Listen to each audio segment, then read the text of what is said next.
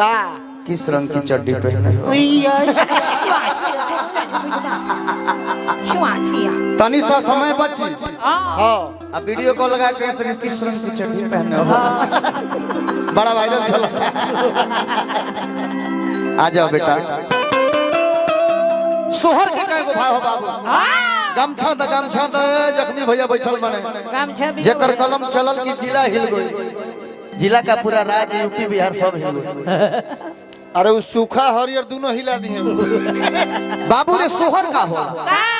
सही सोहर होगा। सोहर के भाव का हो? है ने सीखो। लूर सिखावा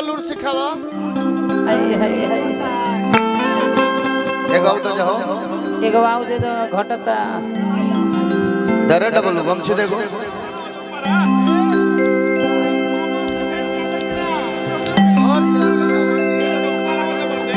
वो मत दी नहीं। सोहर देखे गवाल लगे। कैसे? अब धोनी के तल्लूर बाना हमारे करे। हाँ जी। ए हाँ। चुपरा। भाव हमरे ले लो। कि कौने माँ से बाबा मोर अरे बिया हो कइले। अरे कौने माँ से अरे विदा कइले हो। अरे दिया हो छोटा लाल। ए ललन रह गावे दे रे बबुआ। ए ललना कौने माँ से अरे सैया संगवा सुतनी ता देख ले। हाँ जी। बिना रिदम बजले मिले लगा।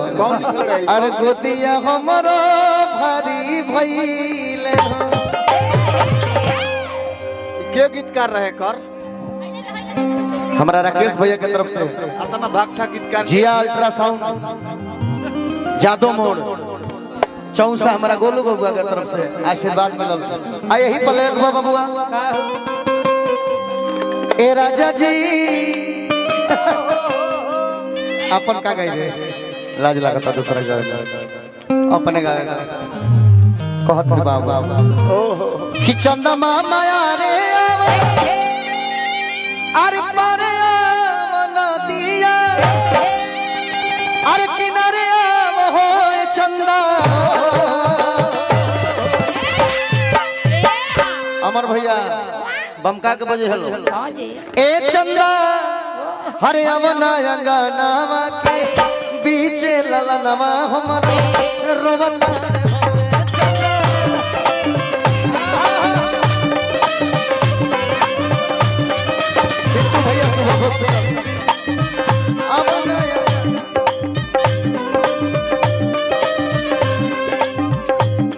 हेलो बबुआ के पापा जो बने राकेश भैया 2 मिनट है ना।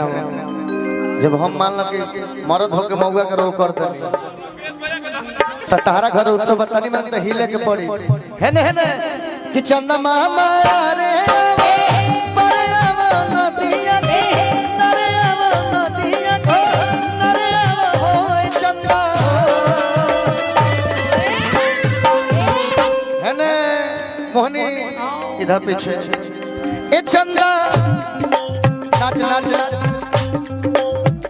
ए चंदा आवना अंगनावा पीछे ललनवा।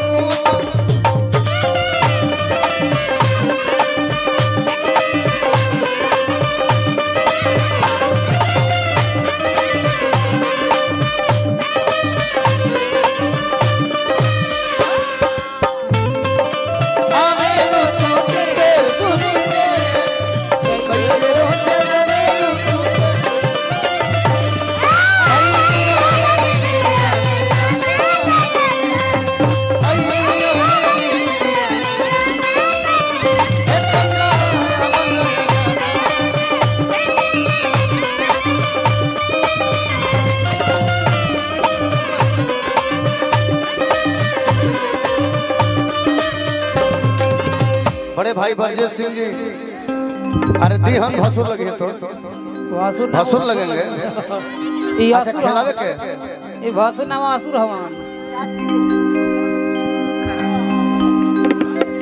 हाँ कलिका भैया काहे ट्रक के पैसा खत्म हो गलो का आवा मंच पावा यही जते नहीं खान कि लगा कैसे के यारे